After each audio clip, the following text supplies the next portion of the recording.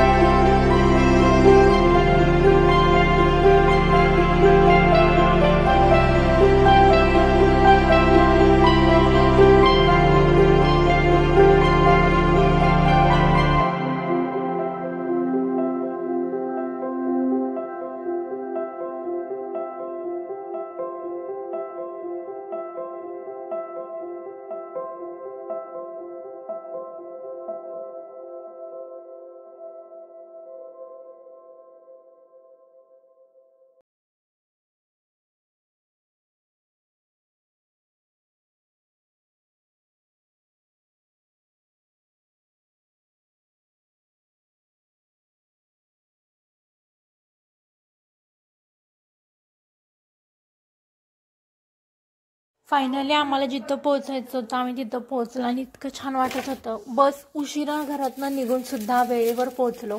आणि हे डोंगर दिसतंय तर तुम्हाला हा पुरंदरचा डोंगर आहे। पुरंदरच्या पायथ्याला जे दत्ताचं मंदिर आहे नारायणपूर, एकमुखी दत्त म्हणून प्रसिद्ध असलेले नारायणपूरला आम्ही दर्शनासाठी गेलो होतो। आणि तिथे ही जत्रा का भरली कारण की दत्त जयंतीनिमित्त तिथे जत्रा असते, त्या जत्रेचा अनुभव घेण्यासाठी आम्ही आलो होतो। आणि हा रस्ता जो दिसतोय तुम्हाला तो संभाजी महाराजांचं जन्मस्थान पुरंदर किल्ल्याकडे जातो। चला तर मग तुम्हीही थोडा या जत्रेचा अनुभव घ्या।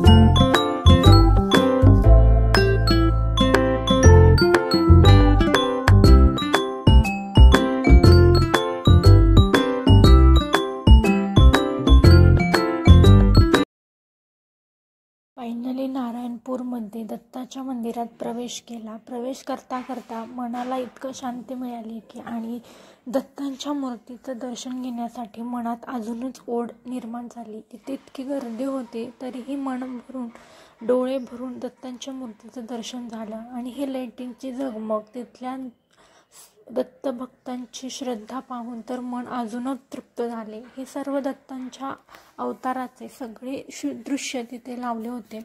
त्यानंतर दर्शनाची इतकी लाईन होती तरीही सुद्धा दर्शन खूप छान झालं आणि मन भरून, आणि मनात जी धडपड होती, जे मन आपलं उदास मला वाटत होतं तिथे जाऊन मला शांतता वाटली। आणि जे दुःख, वाईट, आपली नेगेटिव्हिटी आपल्यामध्ये असते ते सगळं दत्तांच्या दर्शनाने सगळं मुक्त झालं। खरंच वर्षातनं एकदा तरी आपण नारायणपूरला दत्ताच्या चरणी गेलंच पाहिजे। तुम्ही सुद्धा पाहू शकता किती भक्तजन आले होते। आणि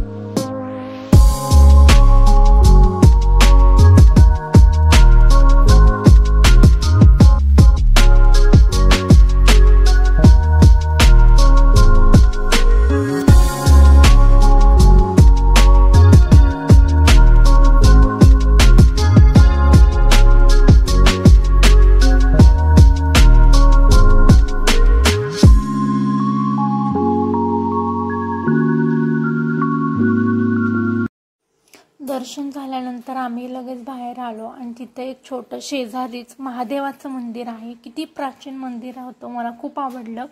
आणि इथे मंदिराप्रमाणे वास्तुकला ही त्याची किती सुंदर आहे तुम्ही पाहू शकता। मंदिराच्या कळसापासून ते पायापर्यंत मंदिर खूप सुरेख आणि त्याचं शिल्पकला पाहून तर भारावूनच गेलं माझं मन। आणि मी पहिल्यांदाच नारायणपूरमधल्या या मंदिराचं दर्शन घेतलं। तुम्हीही बघा मंदिर कसं वाटलं हे कमेंटमध्ये सांगायला विसरू नका।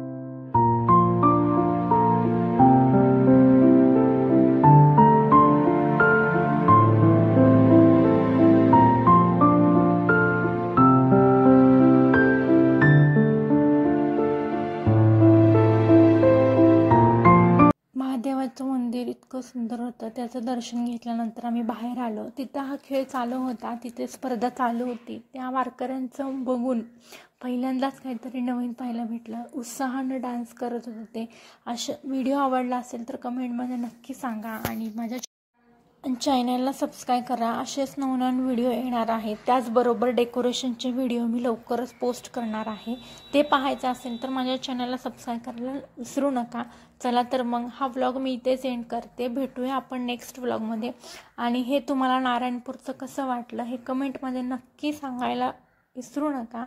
अशाच नवनवीन व्हिडिओसाठी माझ्या चॅनलला सबस्क्राईब करा. चला तर भेटूया.